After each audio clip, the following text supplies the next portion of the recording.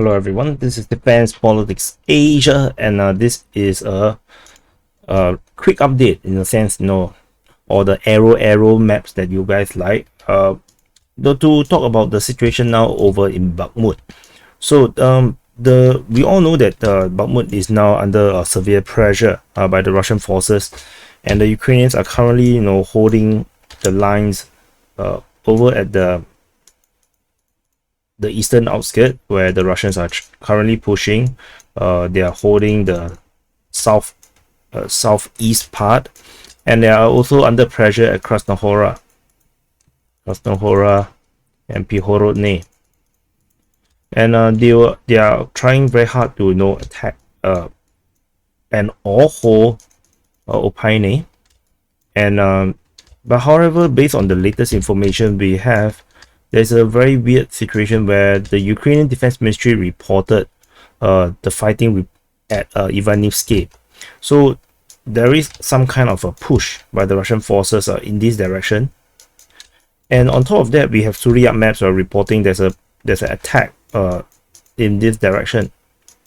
And they captured the forested area over here. There's a forest around here. The Russian forces has captured it. And this is on top of the push at Opine, where the Ukrainians are under severe pressure. There's also fighting reported in the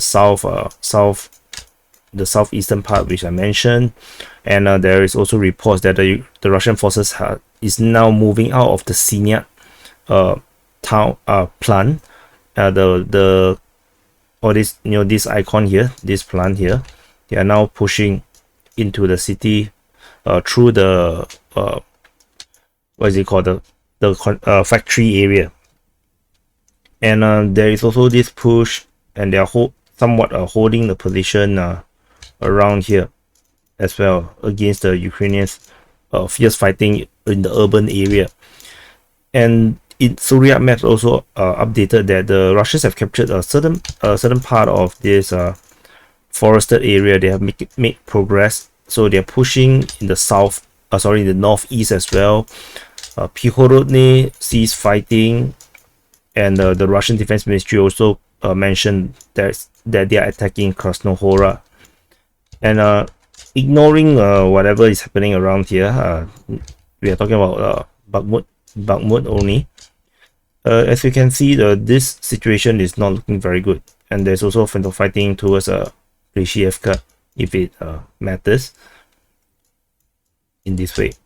So give it a longer arrow. So let's make the arrow longer so it's more clear.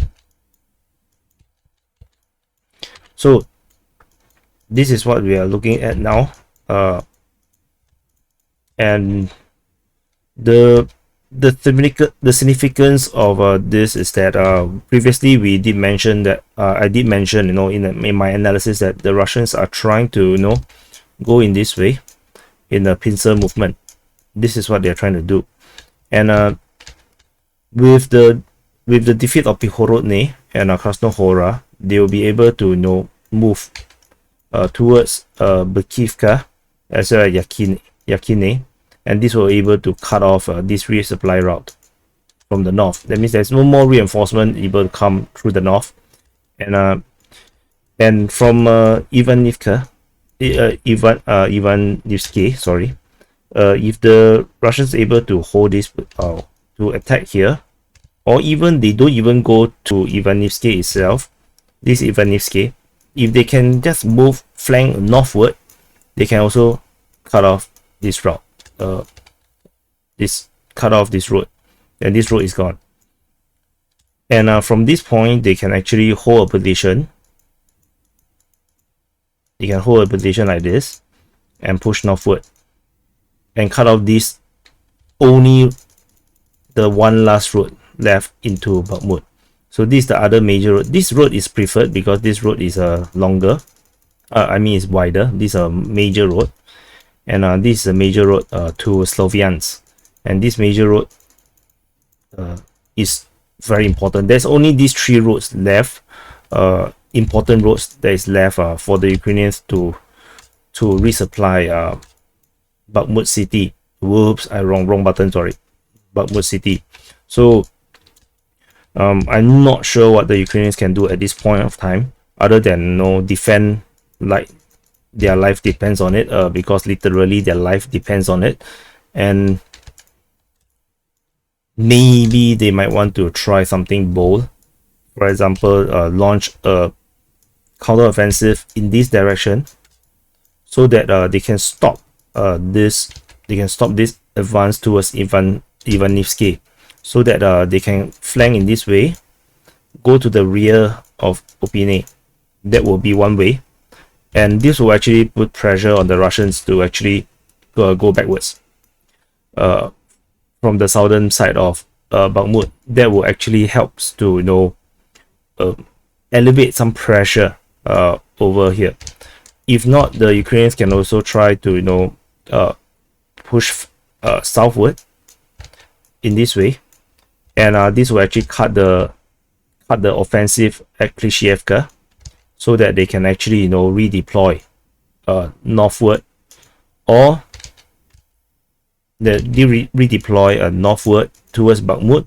Okay, they can actually do a counteroffensive and force a Russian reinforcement to have to go bring forces down to hold a line here. This could be possible.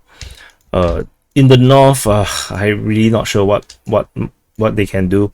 If the Russians actually capture Krasna Hora, and they actually move northward and cut this road, Soledar might be in trouble, because they will not be able to connect with Bakhmut anymore, and they will have to depend on a separate supply route to Slovyansk.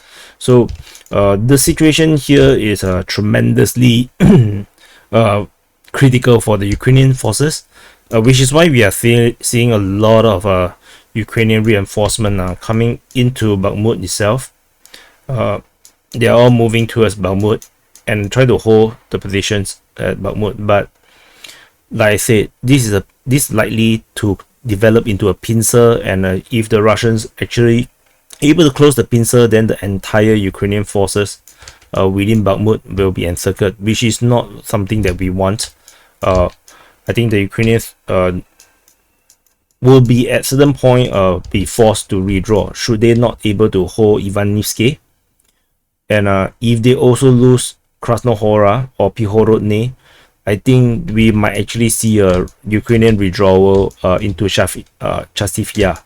Then we will actually see the reverse. Instead of the counteroffensive, we will actually see the withdrawal to Chasivya and hold Chasivya instead, because it's a more defendable position, and at least there's roads that the Ukrainians can use to reinforce and resupply in that area. Then Bakhmut will be effectively useless at this point. So so this is just a quick update in terms of the situation over at Bakhmut. I hope this arrow version of the mapping and explanation is a bit clearer than the one I do on the SIP because SIP I cannot really draw the arrows to show you the implications. So hopefully this helps, and I'll see you in the next update.